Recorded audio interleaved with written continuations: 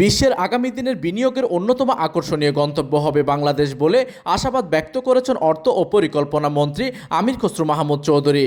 তিনি বলেন, সরকার $1 ট্রিলিয়ন অর্থনীতি গড়ে তোলার লক্ষ্যে কাজ করছে এবং সেই লক্ষ্যে বাস্তবায়নে দেশ ধারাবাহিকভাবে এগিয়ে যাচ্ছে।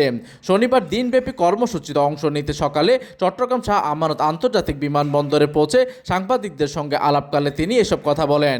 এই সময় মন্ত্রী জানান, আগামী 2 বছরের মধ্যে দেশের অর্থনীতি আরও শক্ত ভিত্তির উপর দাঁড়াবে। সারা বিশ্বের বিনিয়োগকারীদের দৃষ্টি এখন একটি গণতান্ত্রিক, স্থিতিশীল ও সমৃদ্ধ বাংলাদেশের দিকে। এই সময় তিনি আরও বলেন, চট্টগ্রামকে কেন্দ্র করে আঞ্চলিক অর্থনৈতিক করিডোর গড়ে তোলা হবে। এখানে চাইনিজ ইকোনমিক হাব, বিমানবন্দরে কার্গো হাব এবং আধুনিক লজিস্টিক হাব প্রতিষ্ঠার পরিকল্পনা রয়েছে বলে তিনি জানান। প্রতিনিধির তথ্য ও পাঠানো চিত্রে ডেস্ক নিউজ, দিগন্তের বার্তা 24, চট্টগ্রাম।